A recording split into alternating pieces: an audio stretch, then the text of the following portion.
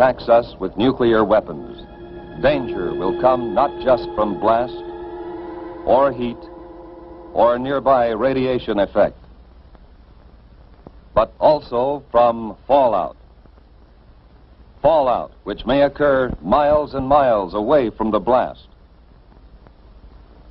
You need to know about fallout, what it is, how to detect it, and what to do to protect yourself against it.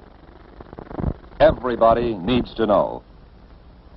Yes, this does mean you. Watch and listen.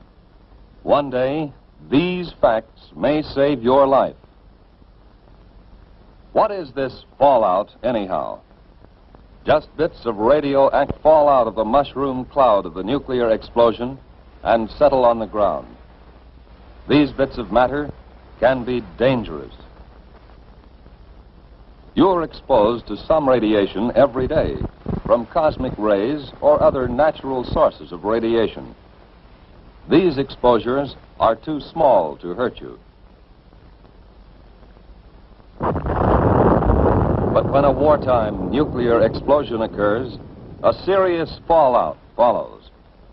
Thousands of tons of atomized earth, building materials, rocks, and gases may be thrown into the air. And the mushroom cloud containing them sometimes moves as high as 100,000 feet, nearly 20 miles up. Some of the radioactive particles spill out near the explosion site. Others may be carried for 10, 50, 100 miles or more. But how will you know if there is fallout? You can't hear, smell, taste, or see the radiation. But you yourself can detect the fallout particles that produce it. The easiest time to do this, without special instruments, is when the fallout is settling through the air. This starts any time from about 1/2 hour to several hours after the explosion, depending on how far away you are. And it continues to fall for an hour or longer. Usually you can see the fallout. So if there has been an explosion of a nuclear weapon within a few hundred miles of you, you should suspect every unusual concentration of dust in the air of being fallout. After an explosion in daylight, watch any unusual accumulation of dust. At night, put a white or light-colored plate outside. Examine it every 15 minutes or so. If dust is accumulated on the plate, treat it as fallout. The particles in that fallout behave like miniature X-ray machines, sending out radiation in all directions. If there are many particles, and if you are exposed to them long enough, you will be hurt. Others will be watching for that fallout, of course. Experts will estimate the probable path and speed of approaching fallout and try to keep you posted. But it may come before you hear any details by radio or otherwise. You must take precautions, whether you hear their reports or not. If radio stations are operating, you will hear reports, especially on the Conelrad frequencies 640 or 1240 on your AM dial. As soon as it is safe for specially protected crews to get out into the open, these highly trained civil defense radiation detection teams will make a thorough check of radiation levels and characteristics. Those facts will be relayed to you by radio as fast as they come into civil defense headquarters in your area. Information from the radiation monitoring teams will be combined and analyzed by experts manning a central radiation control point.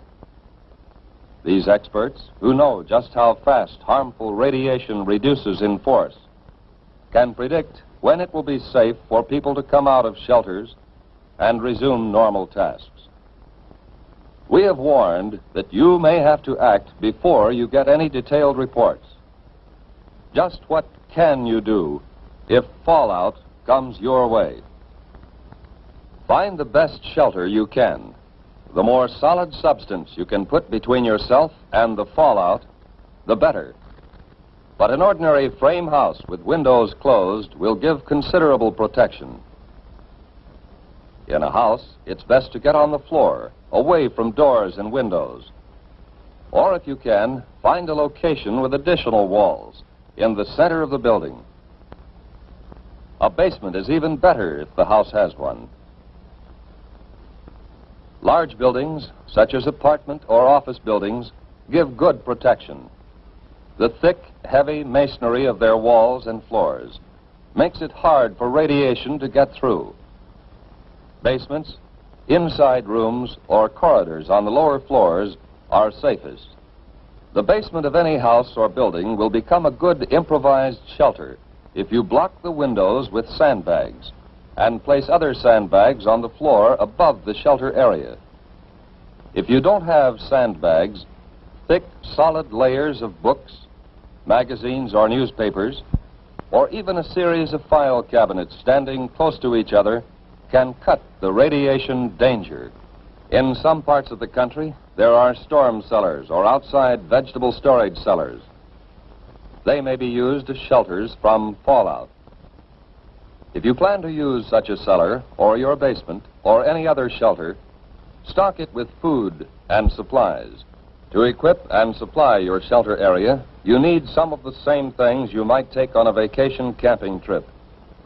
First, sleeping equipment to fit your shelter area. Folding cots or sleeping bags and blankets. Then, food and water. There should be at least a 2-week supply. You'll want plenty of fruit juices and lots of your family's favorite canned foods. The drinking water supply should be rotated often to be sure it's fresh. And don't forget such basic needs as sugar, salt, pepper, and other seasoning that your family ordinarily uses. Now, some equipment. A radio is very important. It should be a battery portable with spare batteries. A transistorized radio is best, as the batteries last longer. Next, you need light in the form of flashlights and a battery-operated lantern. Then, a good first aid kit. Now, plates, cups, silverware.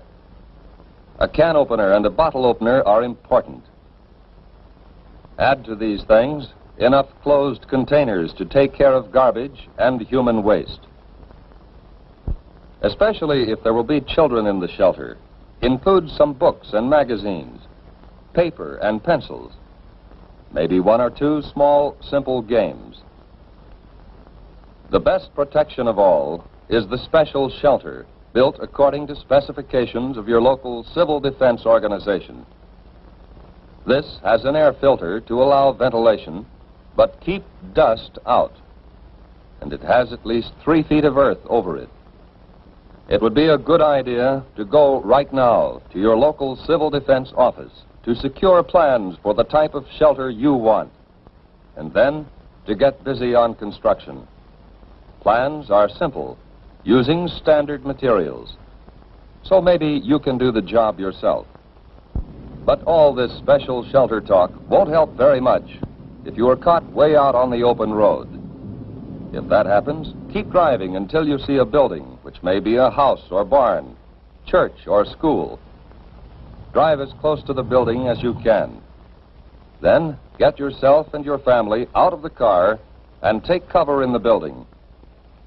If you live on a farm and have sufficient warning, get your animals under cover and give them enough food and water to last several days.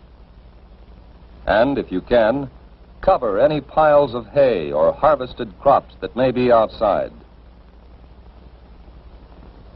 If the explosion has been some miles away, you will have time to fill tubs